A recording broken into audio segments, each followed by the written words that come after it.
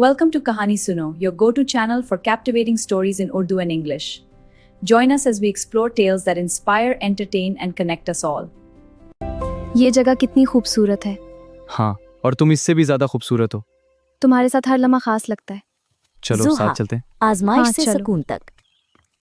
زوہا ایک امیر اور بااثر خاندان کی اکلوتی بیٹی تھی، لیکن اس کی شخصیت میں غرور نام کو نہ تھا. وہ سادہ مزاج تھی اور اپنے والدین کی آنکھوں کا تارا تھی. اس کی زندگی خوشیوں اور سکون سے بھری ہوئی تھی، جہاں دولت سے زیادہ محبت کی اہمیت تھی.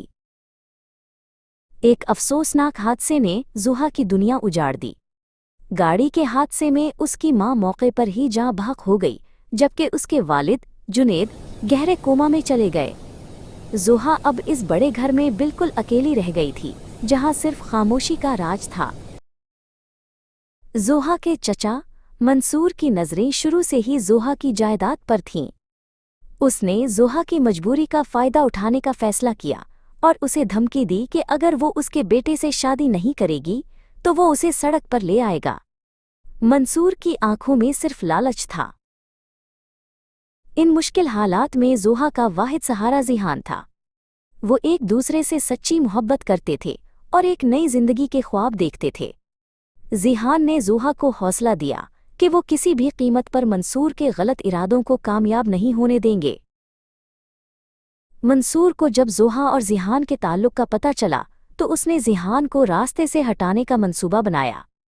ایک رات جب ذیحان اپنی موٹر سائیکل پر گھر جا رہا تھا، منصور کے بھیجے ہوئے غنڈوں نے اسے گھیر لیا اور اس پر حملہ کرنے کی کوشش کی. موت ذیحان کے بالکل قریب تھی کہ اچانک پولیس کی گاڑی وہاں پہنچ گئی. پولیس کو دیکھ کر غنڈے وہاں سے بھاگ نکلے اور ذیحان کی جان بچ گئی. یہ زوہا کے لیے ایک اشارہ تھا کہ اب انہیں اپنی حفاظت کے لیے کوئی بڑا قدم اٹھانا ہوگا. زوہا اور ذیحان نے فیصلہ کیا کہ وہ مزید وقت ضائع نہیں کریں گے. وہ خاموشی سے عدالت گئے اور ایک سادہ سی تقریب میں عدالتی نکاح کر لیا. اب وہ قانونی طور پر ایک دوسرے کے شریک حیات تھے، جس سے ان کا رشتہ مزید مضبوط ہو گیا. نکاح کے بعد زوہا اپنے چچا منصور کے سامنے کھڑی ہوئی.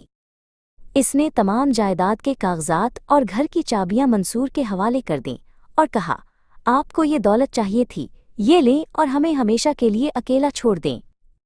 ہمیں سکون کی زندگی جینے دیں. کچھ دنوں بعد ایک معجزہ ہوا اور زوہا کے والد جنید کو ہوش آ گیا. زوہا فوراً ہسپتال پہنچی. وہ اپنے والد کو دیکھ کر بہت خوش تھی، لیکن اسے ڈر تھا کہ وہ انہیں حقیقت کیسے بتائے گی کہ ان کے اپنے بھائی نے ان کے ساتھ کیا کیا. جب زوہا نے روتے ہوئے اپنے والد کو منصور کی بے وفائی اور ظلم کی داستان سنائی تو جنید یہ صدمہ برداشت نہ کر سکے. اپنوں کی دھوکہ دہی کا دکھ ان کے کمزور دل کے لیے بہت زیادہ تھا اور وہ دل کا دورہ پڑنے سے وہیں انتقال کر گئے. زوہا نے بہت کچھ کھو دیا تھا، لیکن اس کے پاس ذیحان کی سچی محبت اب بھی موجود تھی. انہوں نے ایک چھوٹے سے گھر میں اپنی نئی زندگی کا آغاز کیا. اب ان کے پاس نہ بڑی گاڑیاں تھیں اور نہ محل، لیکن ان کے دلوں میں وہ سکون تھا جو دولت سے کبھی نہیں خریدا جا سکتا تھا.